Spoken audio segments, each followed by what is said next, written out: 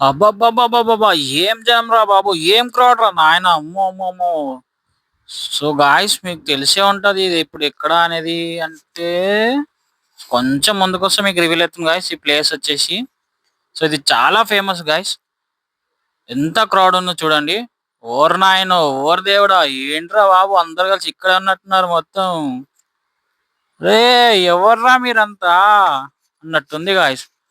So, ఇదొచ్చేసి మన Swarnagiri guys. Swarnagiri అంటున్నాడు ఏంటి ఈడు? కానీ చూస్తే స్వర్ణగిరి లెక్క లేదు కదా అంటే, సో ఇదొచ్చేసి మన బాలాపూర్ గణేష్. సో స్వర్ణగిరి థీమ్ తో పెట్టారుగా గైస్. సో మేము నిన్న వెళ్ళాము. సో చూడండి గైస్, సేమ్ మన డిట్టు స్వర్ణగిరిలో ఎలా ఉందో సో అలానే రెప్లికేట్ చేశారు మొత్తం అంతా. కానీ నిన్న సండే కదా గాయస్, ఫుల్ అంటే ఫుల్ హ్యూజ్ క్రౌడ్ ఉండే.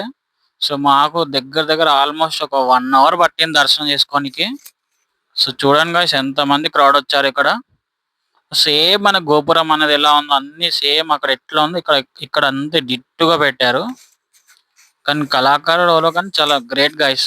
అంటే ఎగ్జాక్ట్ గా ఎలా ఉందంటే అట్లానే డిట్ టు డిట్ దించారు. సో లోపలికి ఎంట్రీ ఇస్తే సేమ్ మనకి కోనేరులో స్వామివారు ఉంటారు కదా, సేమ్ అలానే ఉంది గాయస్ ఇక్కడ కూడా. సో అక్కడ వాటర్ వచ్చేసి అక్కడ దేవుడు ఉంటాడు చూడండి.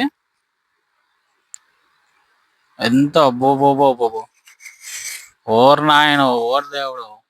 సో చూడండి గాయస్ అక్కడ మనకి సేమ్ మనకి స్వర్ణగిరిలో ఎలా పైనకి మన చూడనీకి ఉంటుందో చూడండి.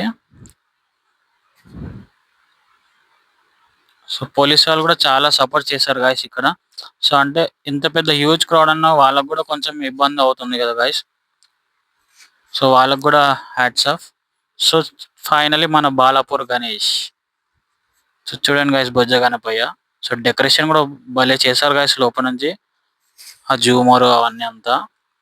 సో బొజ్జ గణపయ్య చూస్తుంటే అంత పెద్ద లైన్ మనం దాటుకొని వచ్చినాక ఇక్కడ బొజ్జ గణపయ్యని దర్శనం చేసుకొని అదంతా మర్చిపోతాం గాయస్ మనం.